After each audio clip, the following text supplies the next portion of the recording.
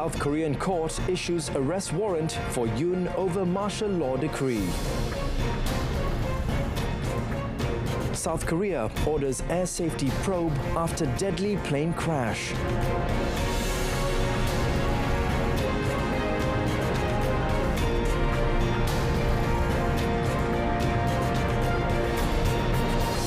Hello, good afternoon and Salam Malaysia Madani. Thanks for joining us. My name is Darryl Baptist and you're watching World Today.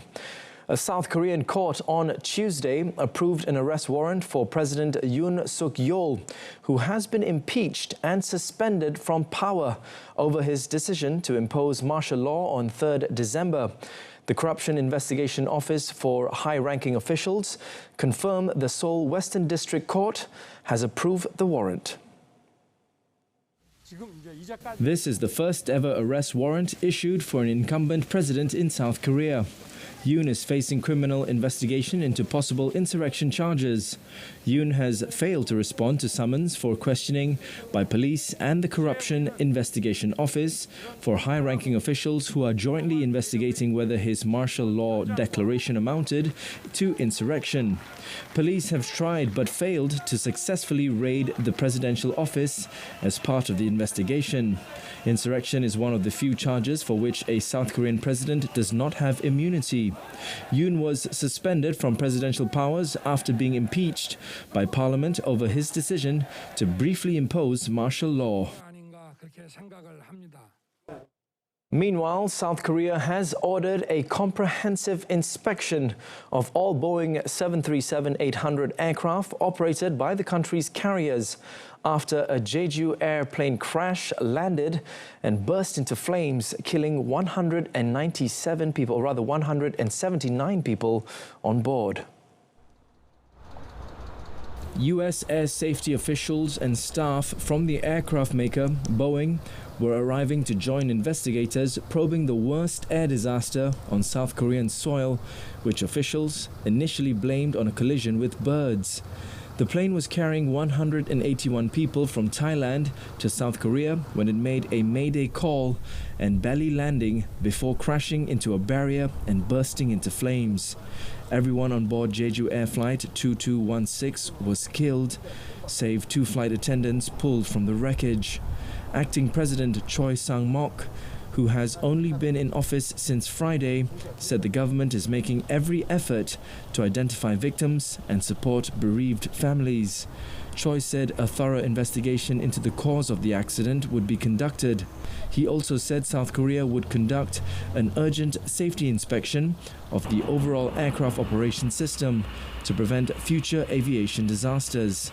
South Korea has a solid air safety record, and both black boxes from Flight 2216, the flight data recorder and the cockpit voice recorder have been found.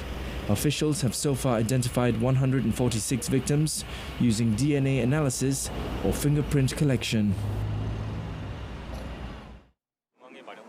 In a related development, the ill-fated Jeju Air aircraft was found to have operated 13 flights in 48 hours prior to the incident, raising concerns over excessive usage in a short period of time.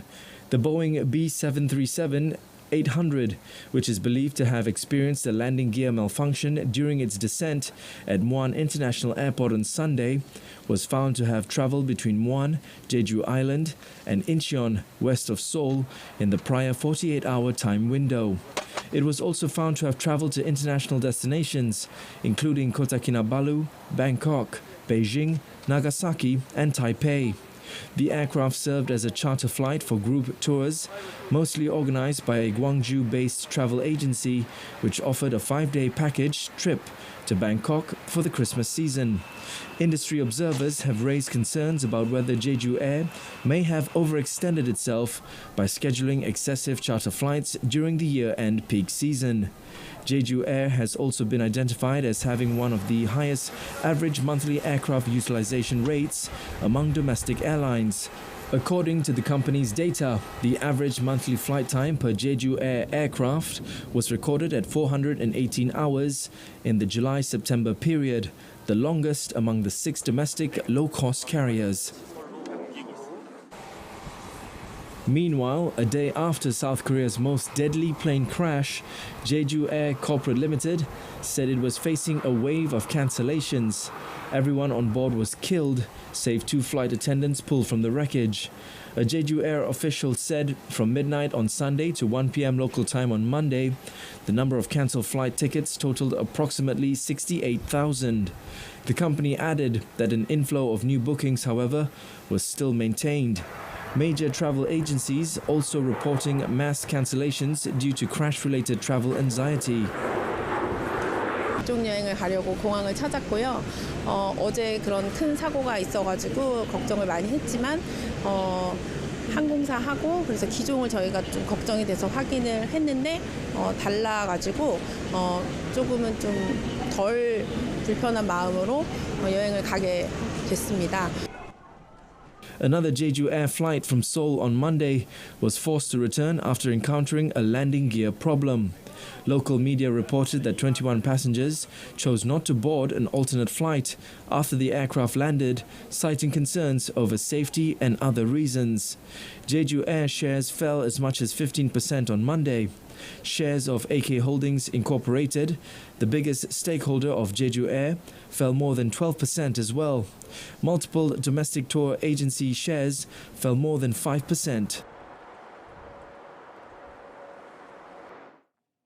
And now updates from the Middle East. The head of the World Health Organization on Monday called for an end to attacks on hospitals in Gaza after Israel struck one and raided another in the past few days.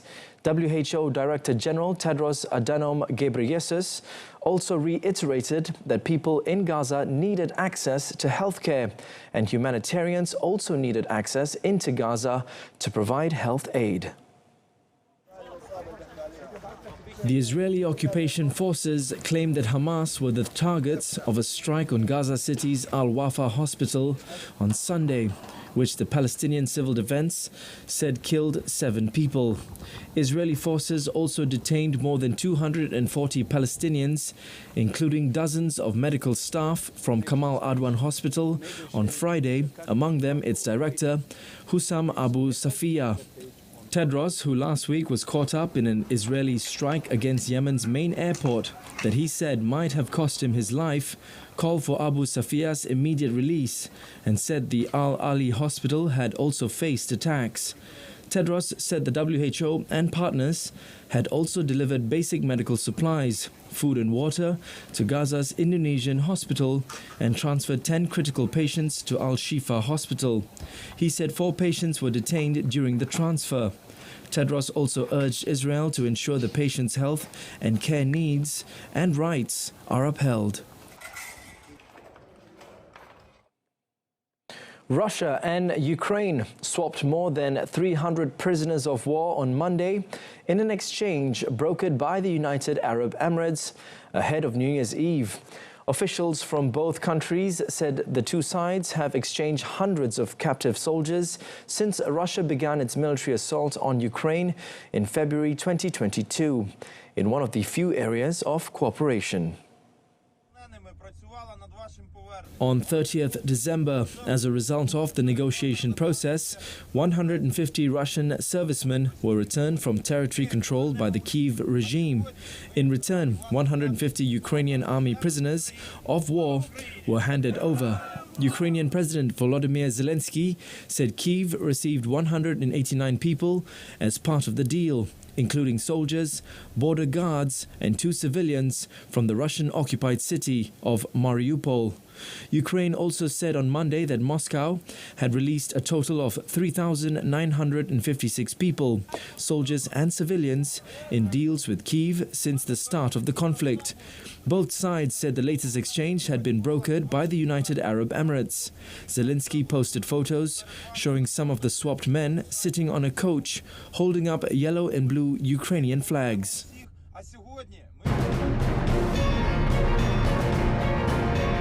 Up next, Venezuela fines TikTok $10 million over deadly viral challenges.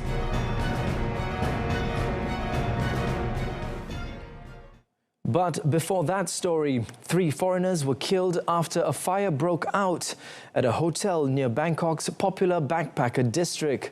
Authorities said 7 others were being treated in hospital.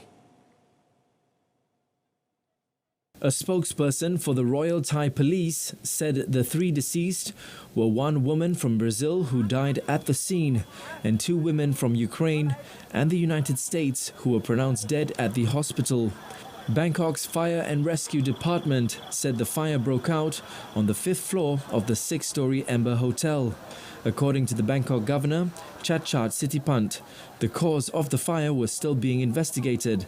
Chachat also said that the city needed to build confidence and take good care of the tourists visiting the country. Tourism is a key driver of Southeast Asia's second largest economy.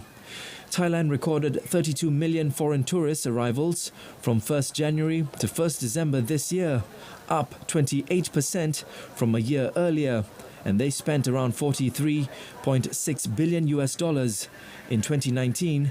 Before the pandemic, visitor numbers reached a record of nearly 40 million.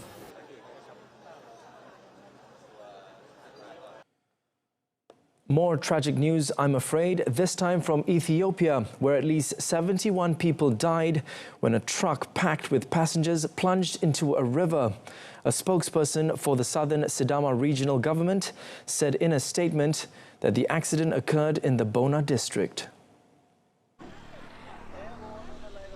Wasanyele Simeon, spokesperson for the Sidama regional government, informed on Monday at least 71 people had died, including 68 males and 3 females. Wasanyele said the truck had missed a bridge and fell into a river after it had traversed a road that had many bends. He also said some families had lost multiple members, adding that traffic police in the region had reported the truck was overloaded, which likely was the leading cause of the accident. Deadly traffic accidents are highly common in Ethiopia, where driving standards are poor and many vehicles are not up to safety standards and badly maintained. At least 38 people, mostly students, were killed in 2018 when a bus plunged into a ravine in Ethiopia's mountainous north. Police in Kenya's capital, Nairobi, fired tear gas to disperse protesters demonstrating against what they say is a wave of unexplained abductions of government critics. Dozens of Kenyans have been abducted in recent months, according to human rights groups who blame the extrajudicial arrests on Kenya's police and intelligence services. The latest disappearances have primarily involved young people who have criticized President William Ruto online, with rights groups dismissing police denials of involvement and calling for action. The rally came only days after the president addressed the disappearances. Kenyan authorities have said that the government does not condone or engage in extrajudicial killings or abductions. Some groups of young protesters marched in downtown Nairobi, while others staged a sit-in and chanted slogans against the government, with some holding placards denouncing illegal detentions.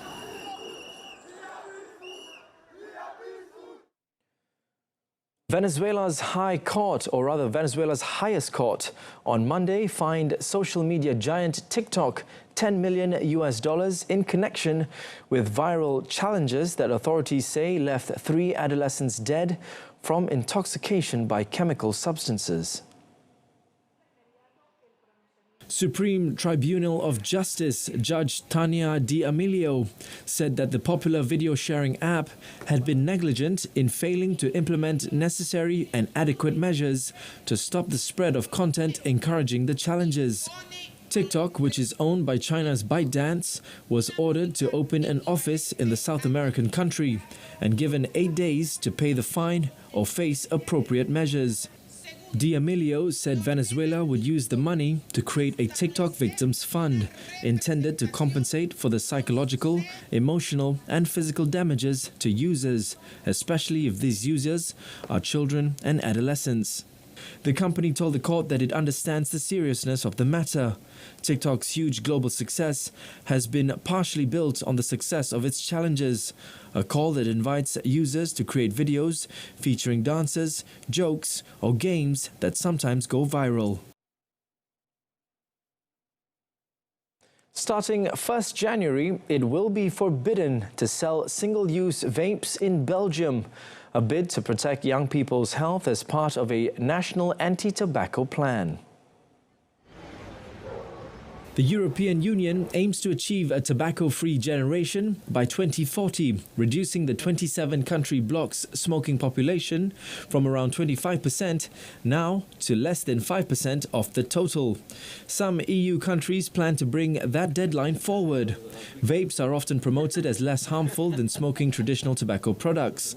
They attract younger users with their colourful packaging and the promise of mouth-watering flavours, and the advantage of avoiding that nasty smoke smell on fingers. But since e-cigarettes still contain nicotine, which is highly addictive, critics fear they could be a potential stepping stone to more traditional tobacco products. Belgium boasts it has reacted quickly to the dangers posed by disposable e-cigarettes, which hit the market more than 5 years ago. In 2021, the federal government submitted a proposal to the European Commission, the EU's executive arm, to ban single-use vapes. Hundreds of migrants waited in long lines outside an immigration office in southern Mexico on Monday, hoping to secure safe passage north and enter the United States legally before President-elect Donald Trump takes office in January. Trump plans to end President Joe Biden's humanitarian programs, including one that allows migrants in parts of Mexico to make an appointment on a U.S. government app known as CBP One to approach a port of entry and enter the U.S. legally. The Mexican government runs a program of migrants with confirmed CBP One appointments from southern Mexico to the northern border in efforts to protect migrant gangs and organized crime groups that extort and kidnap migrants traveling across the country. On Monday, migrants in the southern Mexican city of Tapachula waited to secure seats on these buses and expressed relief that they'd managed to land one of the coveted CBP One appointments for early January before Trump takes office on the 20th. The Mexican government's buses generally run 2 or 3 times a week, transporting migrants over 1,000 miles north to Mexican border cities. Hundreds of thousands of migrants have been able to enter the U.S. legally and access work permits as a result of CBP One and other Biden humanitarian programs. The high temperatures of 2024 have crowned the last 10 years the hottest on record. United Nations Secretary General Antonio Guterres said on Monday that the top 10 hottest years on record have happened in the last 10 years, including 2024. He described the trend as climate breakdown in real time. In November, the European Union's Copernicus Climate Change Service, or 3CS, warned that 2024 is on track to be the hottest year on record and the first to cross 1.5 degrees Celsius. Last year, in 2023, the world registered a shocking record of 1.48 degrees Celsius above the pre-industrial level. Carbon dioxide emissions from burning coal, oil and gas are the main cause of global warming. Countries at November's COP29 summit in Baku adopted a $300 billion a year global finance target to help poorer nations cope with impacts of climate change, a deal its intended recipients criticize as woefully insufficient. The world is currently on track for as much as 3.1 degrees Celsius of warming by the end of this century, according to the 2024 UN emissions GAP report, with global greenhouse gas emissions and fossil fuel use continuing to rise. India launched a rocket on Monday carrying 2 small spacecraft to test docking in space, a critical step for the country's dreams of a space station and a manned moon mission. Jitendra Singh, the country's Science and Technology Minister, said in a statement ahead of the launch that the mission is vital for India's future space ambitions. Prime Minister Narendra Modi announced plans last year to send a man to the moon by 2040. The PSLV C-60 rocket, which blasted off Monday evening at the Sri Harikota launch site, was shooting flames as it soared into the night sky, included 2 220-kilogram satellites. The mission is intended to develop and demonstrate the technology needed for rendezvous, docking and undocking of 2 small spacecraft. It will involve a precision rendezvous, maneuvering satellites orbiting Earth at speeds of 28,800 kilometers per hour. The world's most populous nation has a comparatively low-budget aerospace program that is rapidly closing in on the milestones set by global space powers. In August 2023, it became just the 4th nation to land an unmanned craft on the moon, after Russia, the United States, and China.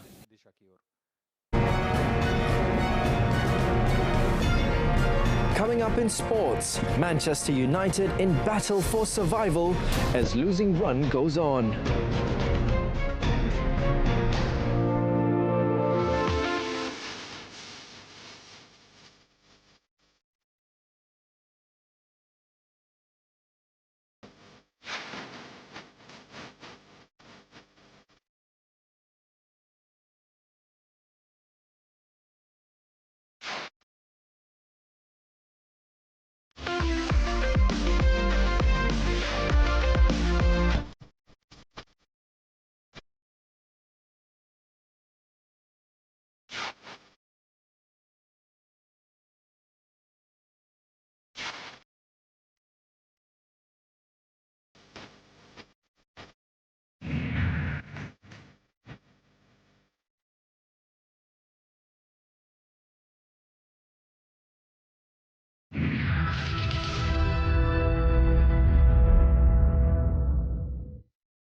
Welcome back.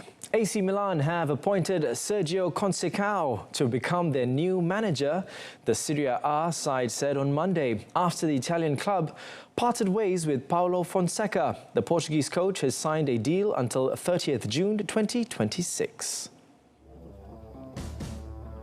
Milan sacked Fonseca earlier on Monday after only 6 months in the job after an inconsistent run of form left the club 8th in the Italian top flight. Milan, who drew 1-1 at home against struggling AS Roma on Sunday, have won only 2 of their last 7 league games. The 19-time Italian champions sit 8 points off the top 4 with a game in hand and 14 points behind leaders Atalanta. Conceição, 50, had been without a team since leaving Portuguese giants Porto in June, despite signing a 4-year contract extension only 2 months before.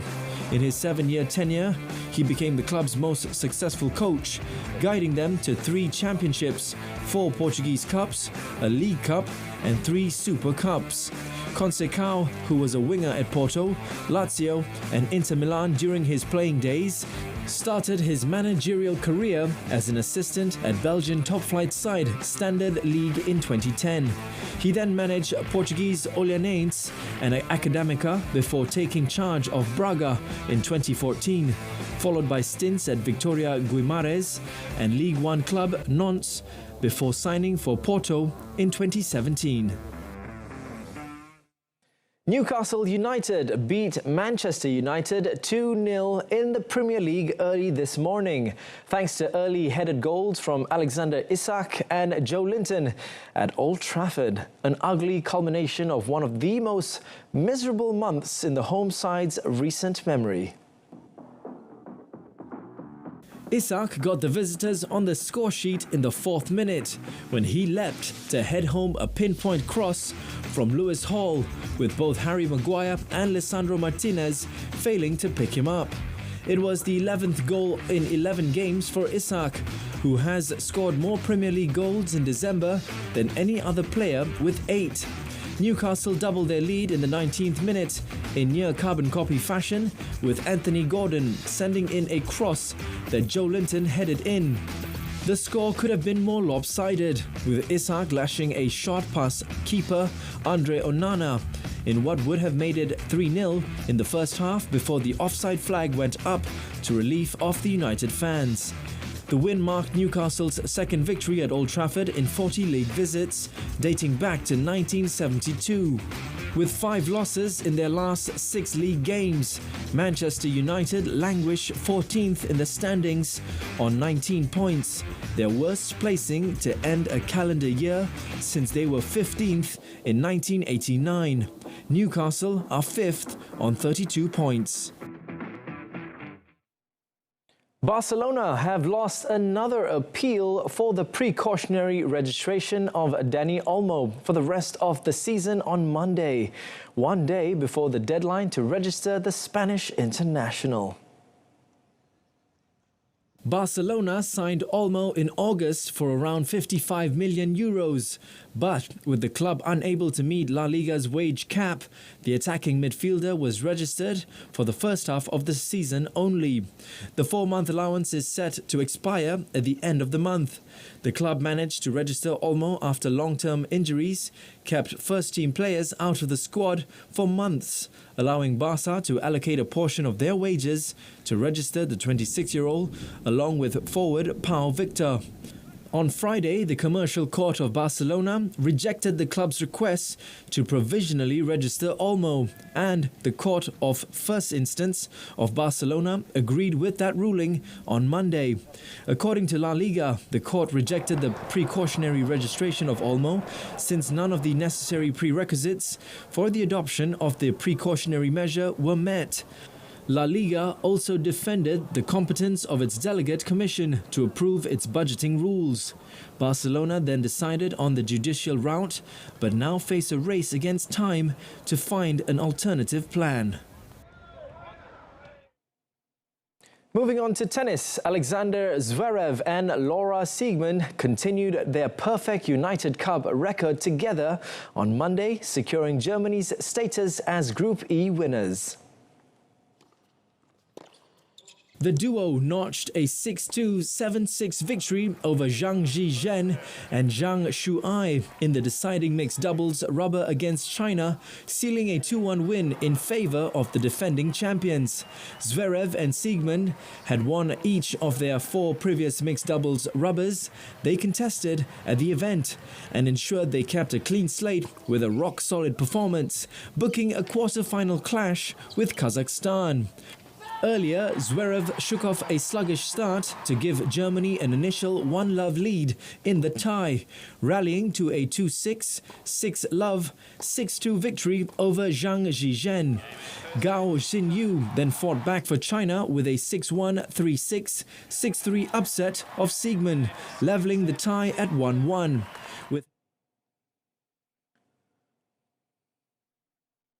That concludes today's edition of World Today. In our top story, South Korean court issues arrest warrant for Yoon over martial law decree.